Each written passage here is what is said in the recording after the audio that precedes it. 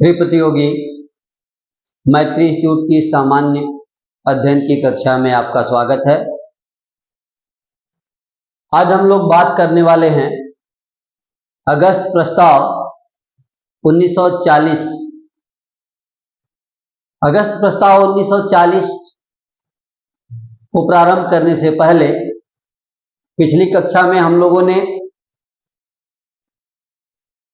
1937 में हुए प्रांतीय चुनावों को पढ़ा है और यहां तक जाना कि अक्टूबर 1939 आते आते कांग्रेस की मंत्रिमंडल ने 8 राज्यों में सामूहिक रूप से त्यागपत्र दे दिया। यद्यपि कांग्रेस की इस सामूहिक त्यागपत्र को मुस्लिम लीग ने मुक्ति दिवस के रूप में मनाया 22 दिसंबर को, परंतु जो स्थिति पैदा हुई मंत्रिमंडलों के त्यागपत्र देने के बाद एक संवैधानिक संकट खड़ा हुआ। चूंकि वो दौर द्वितीय विश्व युद्ध का दौर था, इसलिए ब्रिटेन के ऊपर एक समस्या थी कि आखिर वो कांग्रेस मंत्रिमंडलों के त्यागपत्र का प्रत्युत्तर कैसे दे। ऐसी दशा में ब्रिटिश सरकार ने जो निर्णय लिया, वही निर्णय अगस्त प्रस्ताव के रूप में आपके सामने आएगा। तो अगस्त प्रस्ताव 1940, थोड़ी सी इसकी भूमिका देख लें हम लोग, या क्या कारण थे कि अगस्त प्रस्ताव 1940 आया।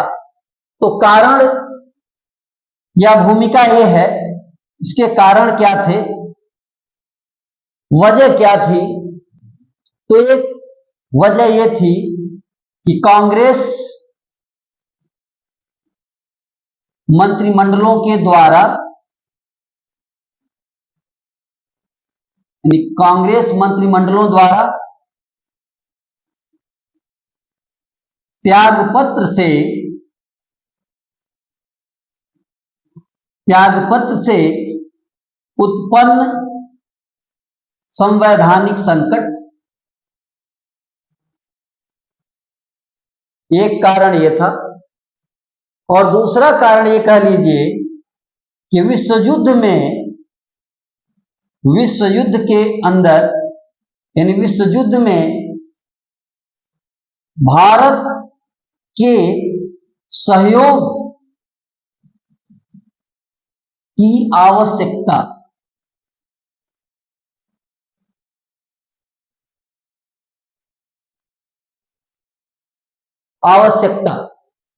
ये दो ऐसे कारण थे जिन्होंने ब्रिटिश सरकार के ऊपर दबाव बनाया।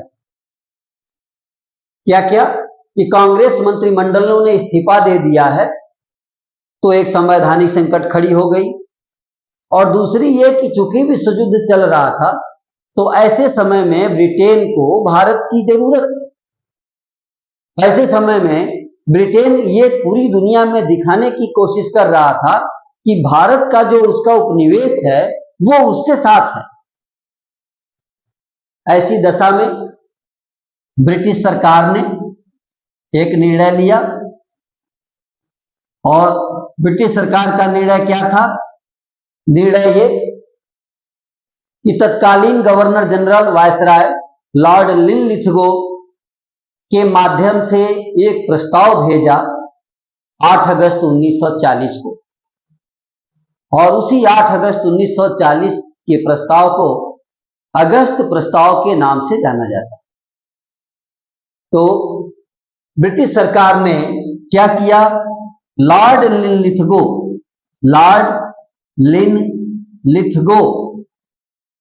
कौन थे ये, वायसराय से इन्होंने 8 अगस्त 1940 को प्रस्ताव प्रस्तुत किया। यही प्रस्ताव अगस्त प्रस्ताव के नाम से जाना जाता है। अब हमें यह देखना होगा कि आखिर इस प्रस्ताव के अंदर क्या बात थी, कौन सी वो बात थी जो ब्रिटिश सरकार ने अगस्त प्रस्ताव में भेजा था। तो अगस्त प्रस्ताव के प्रावधान, क्या प्रावधान थे, क्या बातें थी अगस्त प्रस्ताव में, ये देखेंगे। प्रावधान किसके? अगस्त प्रस्ताव 1940 की। इसके प्रस्ताव के प्रावधान क्या थे? तो पहला प्रावधान गवर्नर जनरल वायसराय की कार्यकारिणी में भारतीय सदस्यों की संख्या बढ़ा दी जाए। पहला प्रस्ताव, यानी वायसराय की कार्यकारिणी, वायसराय की कार्यकारिणी में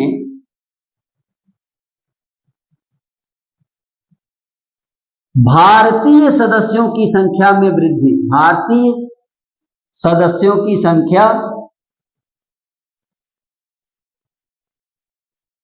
संख्या जो है वो वृद्धि, ये करने का प्रावधान दिया गया, प्रस्ताव दिया गया। एक युद्ध सलाहकार समिति, अगले पेज पे देखते हैं हम लोग। दूसरा प्रावधान क्या था? एक युद्ध सलाहकार समिति बनाई जाएगी, युद्ध सलाहकार समिति बनाई जाएगी। एक दूसरा प्रावधान उसमें था। तीसरा प्रावधान यह था कि भारत का संविधान बनाना, यानी भारत का संविधान भारतीय बनाएंगे। ये बात मानी गई कि भारत का संविधान बनाना भारतीयों का अधिकार, तो भारत का संविधान बनाना भारतीयों का अधिकार, यह स्वीकार किया गया कि चलिए भारत का संविधान भारतीय बनाएंगे और युद्ध की समाप्ति पर औपनिवेशिक स्वराज की स्थापना। एक अगली बात थी कि युद्ध की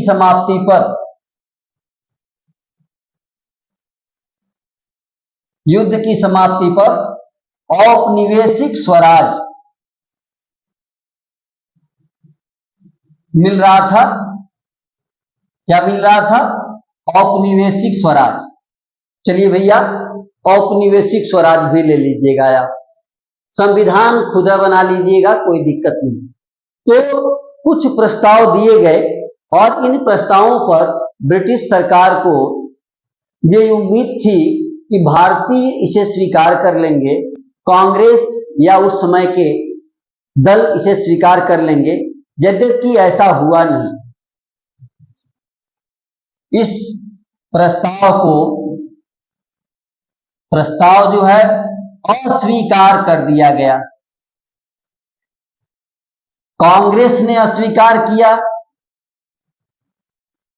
क्यों कांग्रेस ने अस्वीकार किया? मुस्लिम लीग ने अस्वीकार किया। कांग्रेस के अस्वीकार करने का कारण था, कांग्रेस की मांग यह थी संपूर्ण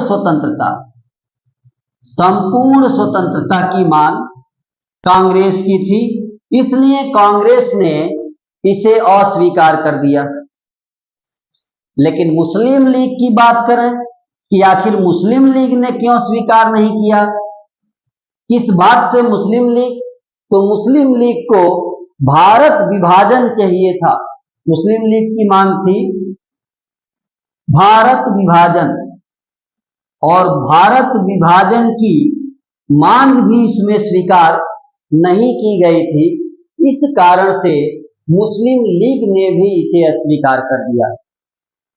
तो हम देखें कि अगस्त प्रस्ताव को अस्वीकार किया कांग्रेस ने भी, और मुस्लिम लीग ने भी इसे स्वीकार नहीं किया। इस प्रकार ऐसी स्थिति पुनः वही उत्पन्न हो गई कि ब्रिटेन ने जो उम्मीद की थी अगस्त प्रस्ताव के माध्यम से वो पूरी नहीं हुई। साथ ही कांग्रेस ने एक और कार्य किया। कांग्रेस ने प्रस्ताव के विरोध में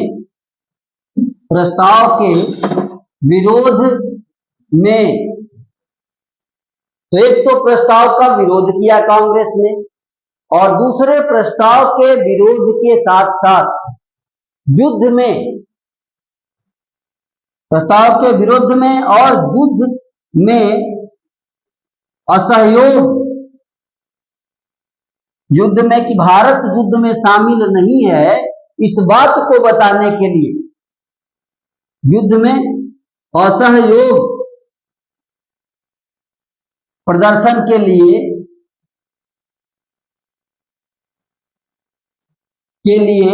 कांग्रेस ने एक मुहिम छेड़ दी। कांग्रेस ने एक आंदोलन शुरू किया जिसे व्यक्तिगत सत्याग्रह कहा जाता है, के लिए व्यक्तिगत सत्याग्रह की शुरुआत की गई। व्यक्तिगत सत्याग्रह, इसकी शुरुआत हुई। व्यक्तिगत सत्याग्रह बड़ा महत्वपूर्ण प्रश्न है, इसे आप ध्यान देंगे कि व्यक्तिगत सत्याग्रह क्या हुआ। तो हम लोग इसे अगले पेज पे देखते हैं। व्यक्तिगत सत्याग्रह आपने देख लिया कि कांग्रेस ने इसे शुरू क्यों किया। यह इसके पोषक, इस विचारधारा के पोषक गांधी जी थे। तो गांधी जी ने इस व्यक्तिगत सत्याग्रह को प्रारंभ किया। इसकी शुरुआत की गई 17 अक्टूबर 1940।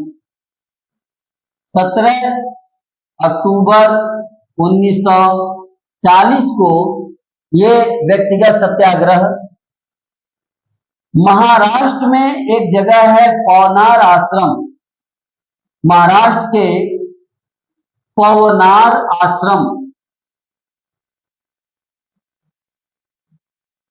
यहां से व्यक्तिगत सत्याग्रह की शुरुआत हुई। प्रथम सत्याग्रही थे आचार्य विनोबा भावे।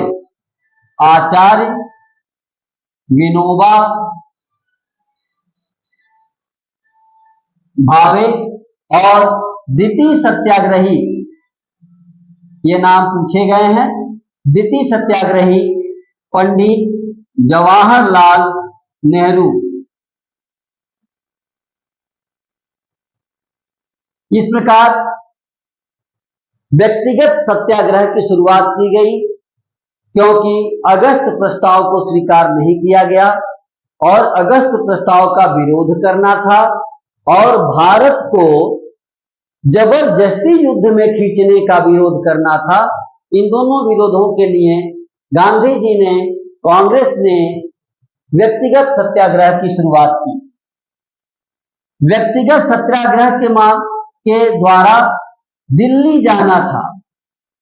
इसको क्या करना था? दिल्ली जाना था, और इसीलिए इसका नाम भी पड़ गया दिल्ली चलो आंदोलन, क्योंकि इसमें दिल्ली जाना था तो इसका नाम दिल्ली चलो आंदोलन भी पड़ गया और एक नारा भी हो गया, नारा हो गया दिल्ली चलो। तो दिल्ली चलो एक और नारा है, फिलहाल यहां पर दिल्ली चलो की बात की गई। तो आप देखेंगे कि अगस्त प्रस्ताव जो पूरी तरह से खारिज कर दिया गया, और खारिज होने के बाद अगस्त प्रस्ताव के विरोध में, युद्ध में भारत को सम्मिलित करने के विरोध में आंदोलन शुरू किया गया, और यह आंदोलन भारत में व्यक्तिगत सत्याग्रह के नाम से जाना जाता है। बहुत ही महत्वपूर्ण आंदोलन जिसका नारा बन गया था दिल्ली चलो। इस आंदोलन का एक नाम भी पड़ गया था दिल्ली चलो आंदोलन। तो आपसे अगर पूछा जाए कि दिल्ली चलो आंदोलन क्या है, तो आप जान जाएंगे कि व्यक्तिगत सत्याग्रह जो आंदोलन है वही आंदोलन दिल्ली चलो आंदोलन भी है। यहां तक 1940 का समय था। भारत में ब्रिटिश सरकार का पुरजोर विरोध चल रहा था। 1940 का समय बीता, 41 का समय बीता, जैसे जैसे अवसर बीते, समय बीते, द्वितीय विश्व युद्ध में ब्रिटेन के ऊपर दबाव बढ़ रहे थे। उसी दौरान द्वितीय विश्व युद्ध में जापान बड़ी तेजी से उभरा था और जापान के उभरने के चलते अमेरिका, ऑस्ट्रेलिया, चीन, इन सब ने ब्रिटेन पर दबाव बनाना शुरू किया। इन सब ने कहा कि आप भारत को स्वतंत्र कर दो। अब ऐसा दबाव, अंतर्राष्ट्रीय दबाव आने लगा ब्रिटेन के ऊपर कि ब्रिटेन को, ब्रिटिश सरकार को कोई न कोई रास्ता खोजना आवश्यक हो गया था। और इसी रास्ते को खोजते खोजते ब्रिटिश गवर्नमेंट ने एक रास्ता निकाला और उस समय के तत्कालीन प्रधानमंत्री विंस्टन चर्चिल, ब्रिटेन के तत्कालीन प्रधानमंत्री विंस्टन चर्चिल साहब ने अपने युद्ध मंत्रिमंडल के एक सदस्य, जिनका नाम सर स्टेफर्ड क्रिप्स था, उनको कुछ प्रस्ताव बना करके कहा कि जाइए और आप भारत में ने दिल्ली भेजा और भारत के नेताओं से बात करिए। तो अब आप देखेंगे कि एक नए टॉपिक पर हम लोग पहुंच गए हैं और वह टॉपिक है क्रिप्स मिशन। तो अगला टॉपिक हम लोगों का है क्रिप्स मिशन 1942। क्रिप्स मिशन 1942 का क्रिप्स मिशन। भूमिका आपने समझ लिया कि अंतर्राष्ट्रीय दबाव, कारण क्या था? कारण अंतर्राष्ट्रीय दबाव।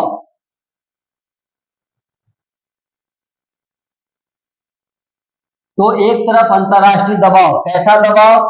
अमेरिका का, चीन का, ऑस्ट्रेलिया का,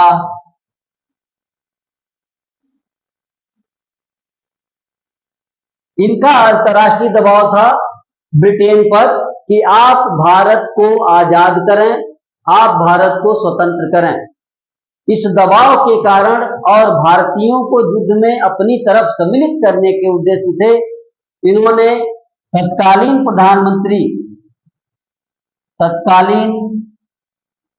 प्रधानमंत्री नाम अभी अभी चर्चा हुई थी, विंस्टन चर्चिल।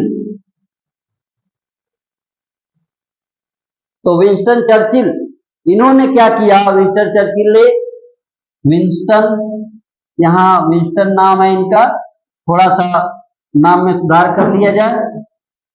तो विंस्टन चर्चिल ने युद्ध के मंत्रिमंडल से एक सदस्य, इन्होंने युद्ध मंत्रिमंडल के सदस्य कौन थे? सर स्टेफर्ड क्रिप्स ये थे। सर स्टेफर्ड क्रिप्स को दिल्ली भेजा।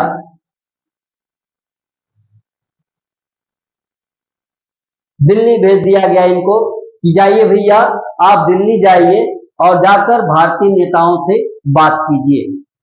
तो विंस्टन चर्चिल साहब आए 23 मार्च 1942 को ये दिल्ली आए। 23 मार्च 1942, आप यहां भी कर सकते हैं।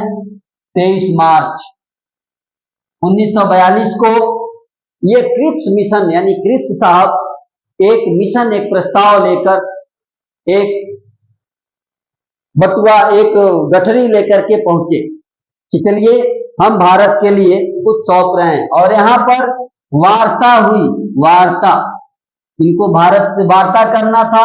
एक तरफ स्टैफोर्ड क्रिप्स और कांग्रेस की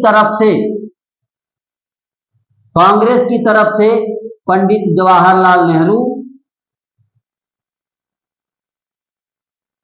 ने बात किया, और दूसरे व्यक्ति थे वार्ताकार में मौलाना आजाद, या पूरा नाम मौलाना अबुल कलाम आजाद। ये वार्ता हुई 30 मार्च 1940 को वार्ता हुई। और वार्ता के बाद जो है, जो प्रस्ताव आए थे अब उन पर हम लोग विचार करेंगे, देखेंगे कि कौन से प्रस्ताव क्रिप्स साहब लेकर के आए थे, कौन सा प्रस्ताव भारतीयों को दे रहे थे, जिसे क्रिप्स मिशन के रूप में जाना गया। ये लोग बात किए दिल्ली में। प्रस्ताव क्या थे, प्रस्ताव के प्रमुख बिंदु क्या थे? तो प्रस्ताव के प्रमुख बिंदु इस प्रकार थे। क्या क्या प्रस्ताव थे? तो पहला यह था कि युद्ध के बाद नए संविधान की रचना निर्वाचित संविधान सभा करेगी। तो प्रस्ताव क्या था? युद्ध के पश्चात नए संविधान के निर्माण के लिए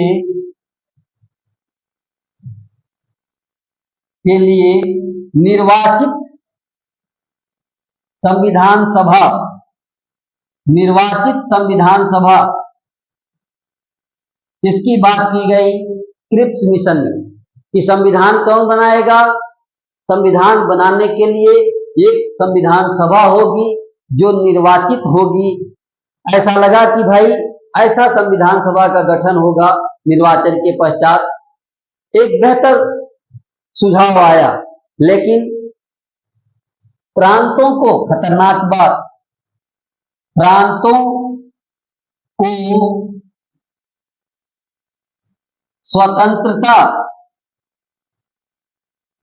प्रांतों को स्वतंत्रता की संविधान को स्वीकार करें या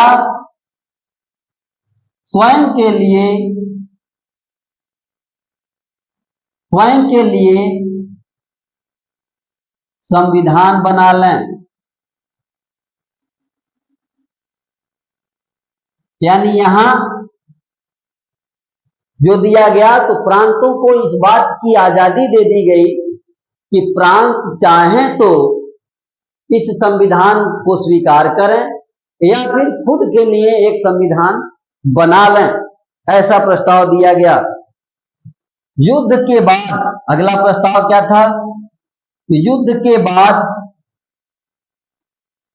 भारत संघ का निर्माण करने के लिए, कि युद्ध के बाद भारत संघ बनेगा।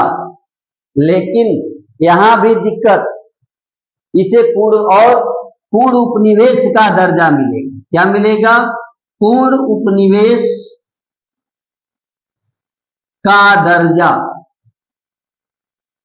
अर्थात यहां भी अभी भारत को उपनिवेश ही रहना था, उसके आगे नहीं। स्वतंत्रता की मांग की कहीं कोई जिक्र इसमें नहीं।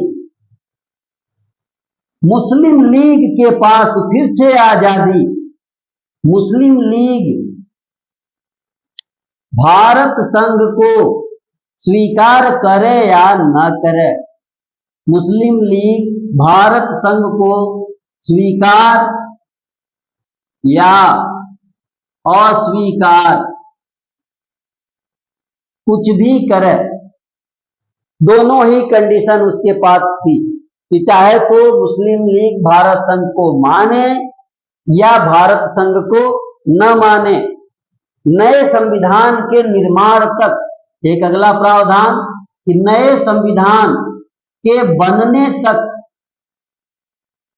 के निर्माण तक भारत की सुरक्षा, भारत की रक्षा ब्रिटिश सरकार करेगी। ब्रिटिश सरकार जो पहले से ही भारत की सुरक्षा और भारत की रक्षा करती आ रही थी, कोई नई बात इसमें नहीं थी कि भारत की सुरक्षा और भारत की रक्षा की जिम्मेदारी अच्छे से ब्रिटिश सरकार निर्वहन कर रही थी और आगे भी करने का वादा कर रही थी। लेकिन इसके साथ हुआ क्या? प्रस्ताव अस्वीकार हुआ। प्रस्ताव अस्वीकार किया गया। कौन कौन किया? कांग्रेस ने भी किया, मुस्लिम लीग ने भी किया। कांग्रेस ने किया, मुस्लिम लीग ने किया। कांग्रेस ने किस आधार पर विरोध किया? कांग्रेस ने कहा कि भारत को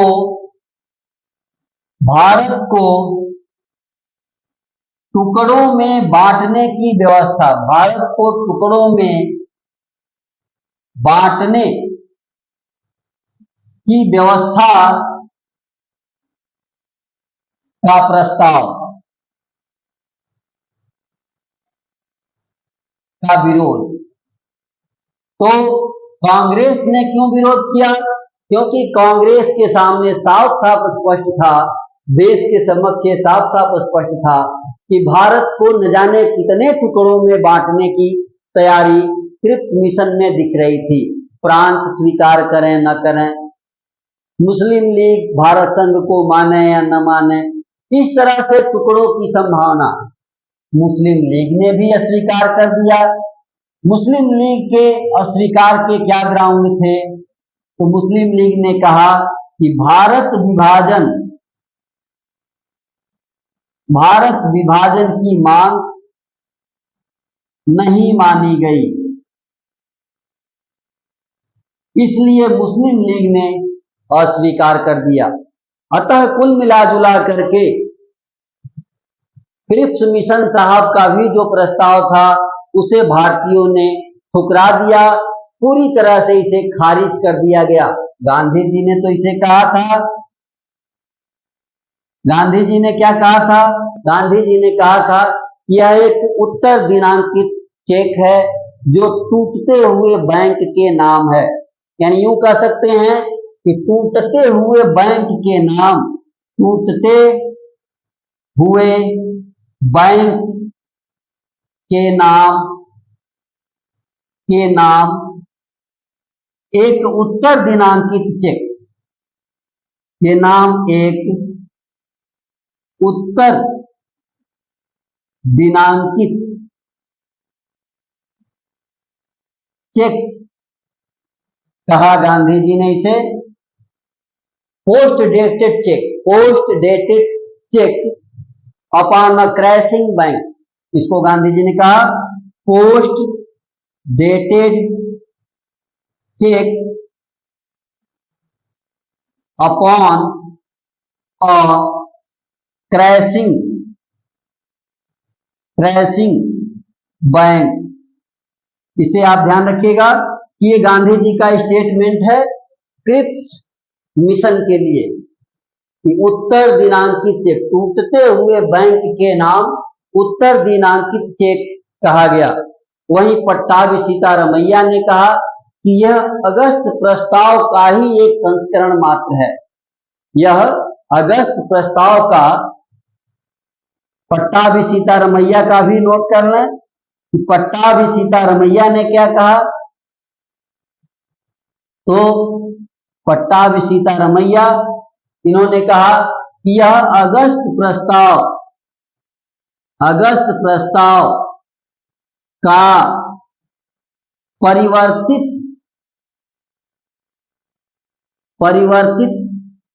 संस्करण मात्र है, संस्करण मात्र, इसको कहा गया पट्टाभी सीतारमैया के द्वारा। इस प्रकार भारत में क्रिप्स मिशन का व्यापक विरोध हुआ और क्रिप्स मिशन भी अपने उद्देश्य में सफल नहीं हो पाया। इसके बाद फिर से विरोध की तैयारी कांग्रेस ने की और इसी के विरोध में अगले अध्याय में, अगले टॉपिक में हम लोग पढ़ेंगे कि भारत छोड़ो आंदोलन की शुरुआत की गई। तो इस टॉपिक को हम लोग एक बार रिवाइज कर लें कि जिन बातों को हम लोगों ने देखा है। शुरुआत करते हैं अगस्त प्रस्ताव से। प्रिय प्रतियोगी, अगस्त प्रस्ताव क्या था, यहां से बात करेंगे। आपने देखा था कि अगस्त प्रस्ताव का मतलब एक ऐसा प्रस्ताव जो कांग्रेस मंत्रिमंडलों के सामूहिक इस्तीफा देने के कारण उत्पन्न भारत में संवैधानिक संकट को संभालने की कोशिश ब्रिटेन के द्वारा थी। तो कांग्रेस मंत्रिमंडलों ने त्यागपत्र दिया था। उस त्यागपत्र से जो समस्या, जो संवैधानिक संकट उत्पन्न हुआ था, उस संवैधानिक संकट के कारण एक प्रस्ताव लेकर के ब्रिटिश सरकार भेजी। द्वितीय विश्व युद्ध में भारत के सहयोग की भी जरूरत थी ब्रिटेन को, इसलिए उन्होंने, ब्रिटिश सरकार ने तत्कालीन वायसराय लॉर्ड लिनलिथगो से 8 अगस्त 1940 को भारतीयों के पास एक प्रस्ताव भेजा। उसी प्रस्ताव को हम अगस्त प्रस्ताव के नाम से जानते हैं। अगस्त प्रस्ताव कुछ उद्देश्य लेकर के आया। वे कौन से उद्देश्य थे? तो अगस्त प्रस्ताव में जो प्रावधान थे, अगस्त प्रस्ताव 1940 के प्रावधान, उसको हम लोग देखेंगे। पहला प्रस्ताव था उसमें कि वायसराय की जो कार्यकारिणी होगी उसमें भारतीयों की संख्या बढ़ा दी जाएगी। यानी कि अभी वायसराय की कार्यकारिणी में जो सदस्यों की संख्या जुड़ी थी उसमें ज्यादा भारतीय होंगे, इस बात को कहा गया।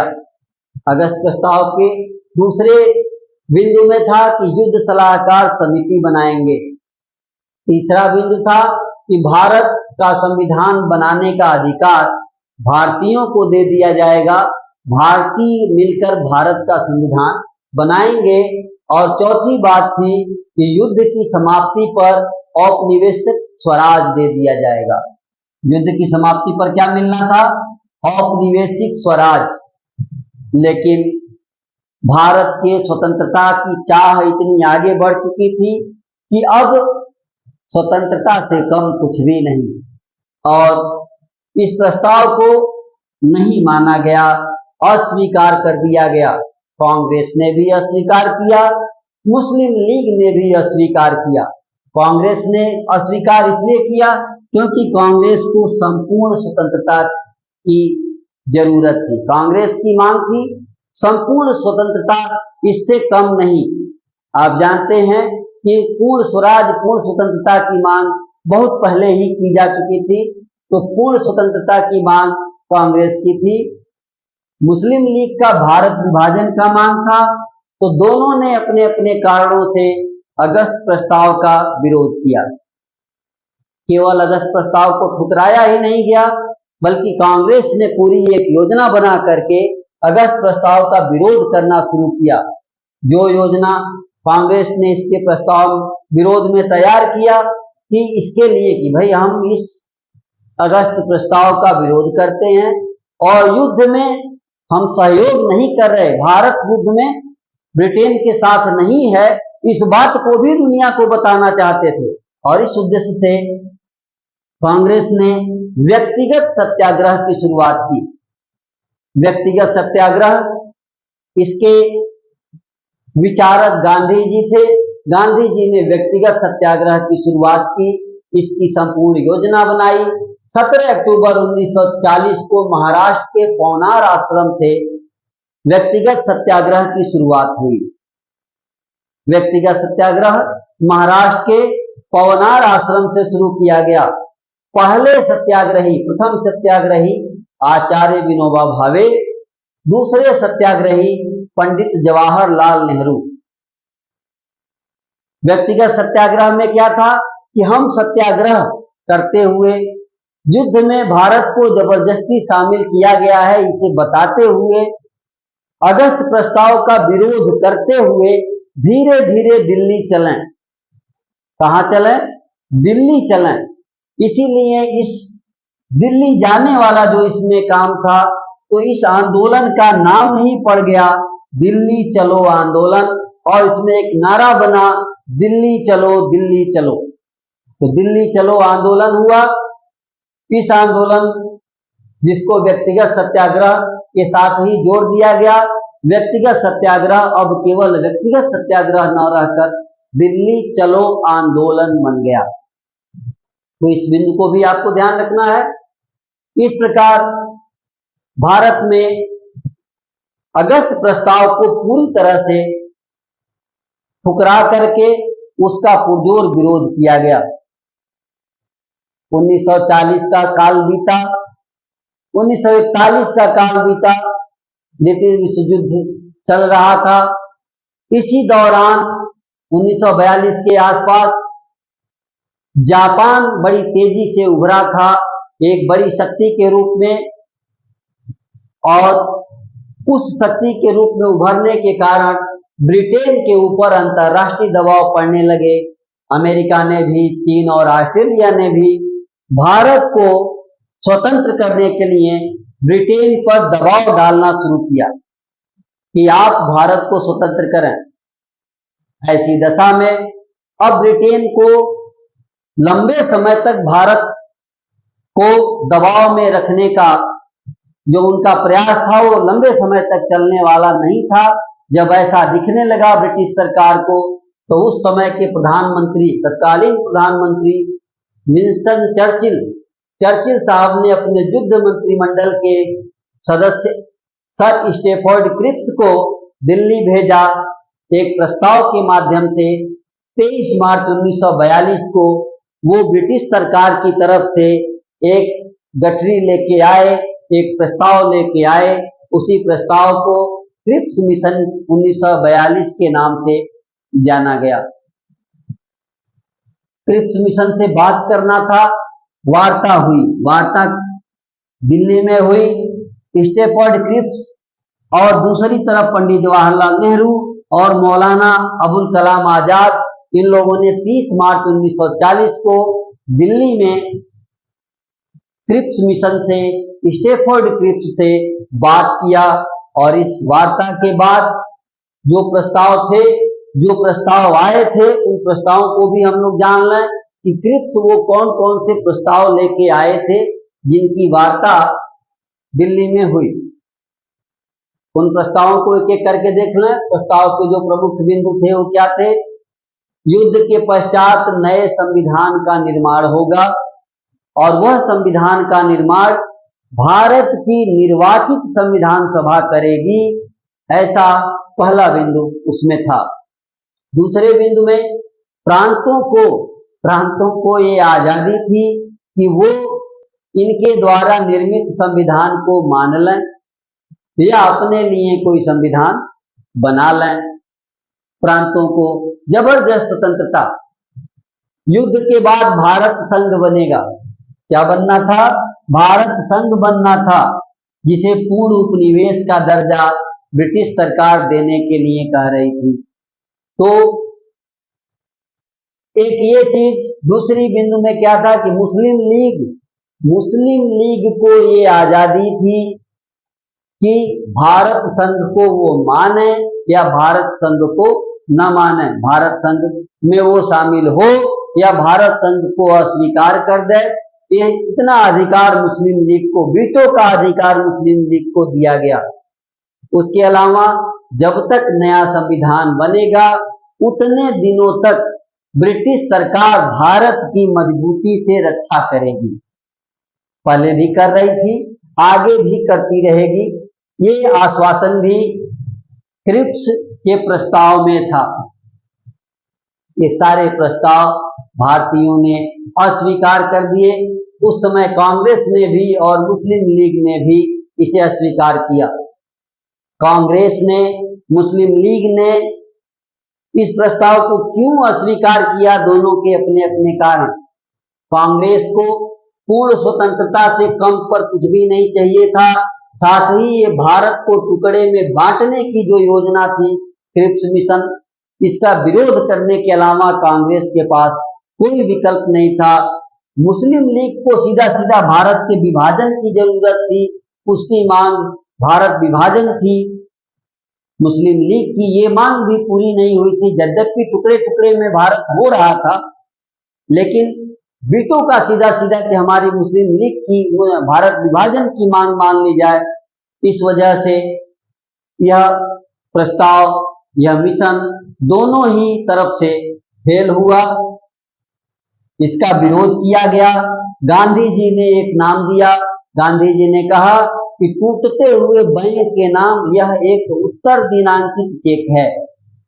क्रिप्स मिशन को क्या कहा कि टूटते हुए बैंक के नाम एक उत्तर दिनांकित cheque, post dated cheque upon a crashing bank, post dated cheque upon a crashing bank. वहीं पट्टाभी सीतारमैया ने कहा कि ये जो पिछला अगस्त प्रस्ताव था उसी का परिवर्तित संस्करण है, नया क्या है इसमें, ये बात पट्टाभी सीतारमैया ने कहा। जैसा कि हमें स्पष्ट हुआ कि क्रिप्स मिशन भी फेल रहा, युद्ध का दौर जारी था। कांग्रेस ने व्यापक स्तर पर क्रिप्स मिशन का विरोध करने का निर्णय लिया और इसके बाद सीधा सीधा भारत छोड़ो आंदोलन की पृष्ठभूमि तैयार हुई। तो अगली कक्षा में अगला टॉपिक भारत छोड़ो आंदोलन होगा। तब तक के लिए धन्यवाद।